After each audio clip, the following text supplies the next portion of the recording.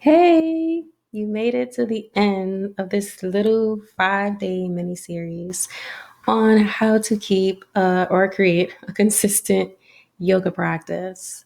And just to recap, the first part we all talked about diving in deep and really figuring out why you want to practice yoga. What is it about yoga that is intriguing to you, and why do you want to explore this? After that, in part two, we talked about making it a priority because now you know you have a purpose. It's time that you treat it as an important event in your life, like anything else. It's all about making an appointment with yourself.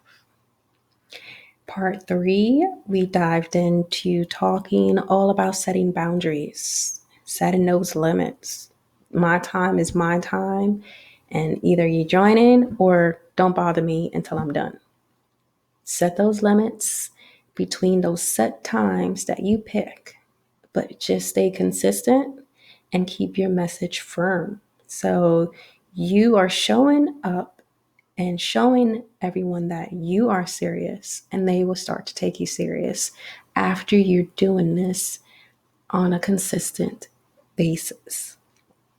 And that led to part four, where I talked about another form of practicing, which is journaling, writing down your thoughts, all of it. Don't hold back. This is all for yourself, but capture your journey from another angle, right? Write down your emotions, good and bad, and then some, and then keep that going either after your practice, sometimes in place of your practice, regardless of the situation. Just keep that as a habit as well. Because if you do both the physical and you work on the writing part, you can actually witness your growth in multiple ways. You can feel your growth, you can see your growth, you can read about your growth. And that led to today, part five, the last day I'm going to provide for you. And that is all about getting in or asking for an accountability partner. This is going to be someone in your life that you trust, whether it be your husband, your wife, spouse, partner, your bestie, your child, if they're old enough to hold you to it, or your coworker, someone you have a close relationship with that knows you and know when you like to slip, they can help keep you on track. Someone that is going to be like, you know what? You told me that you was going to stick with this and not to message you, and here you are on your phone. Someone that will call you out on your mess. We all need that person in our life.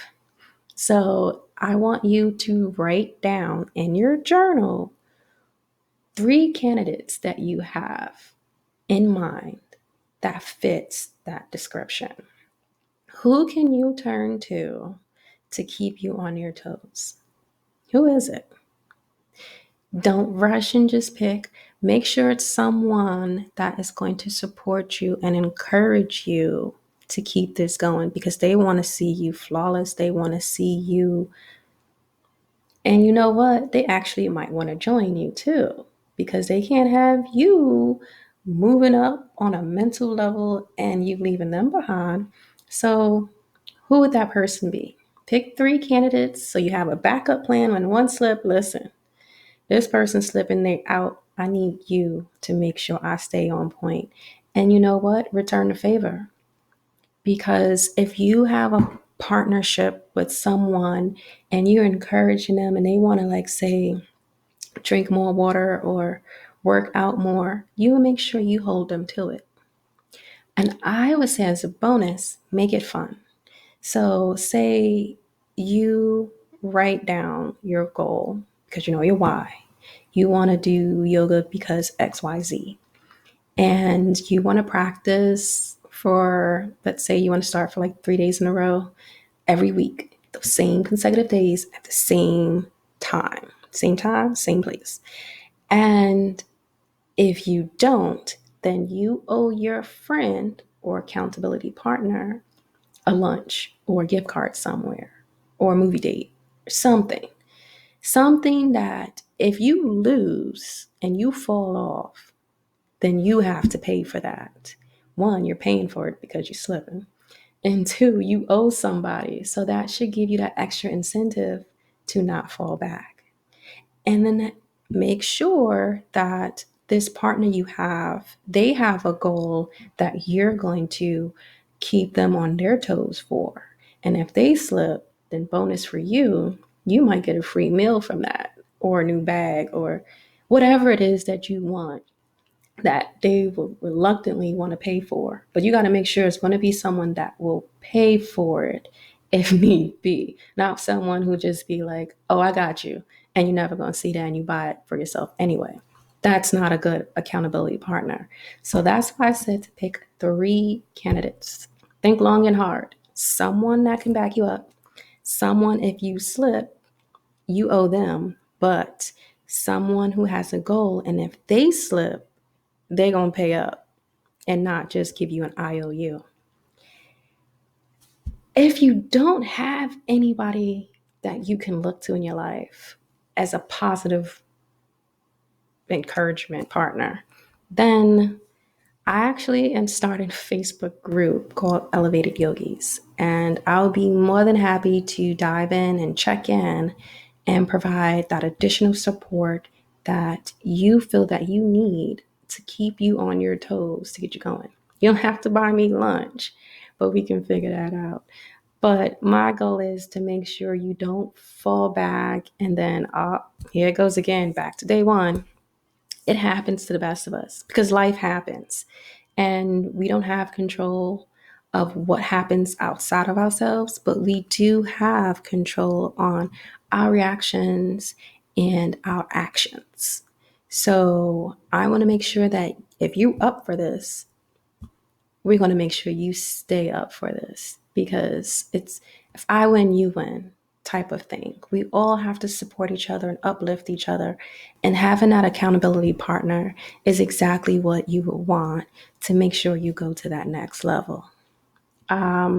So that's going to be it for these last 5-part series of how to keep a consistent practice. If you have any questions or would like to join the Facebook group that I was mentioning called Elevated Yogis, reach out to me either in the comments or just shoot me a message and I'll gladly send you the link. And other than that, I'm going to create a checklist for this. So if anyone's interested in getting a checklist where I actually have 10 tips, I only was just wanted to talk about 5 of my favorite of the 10.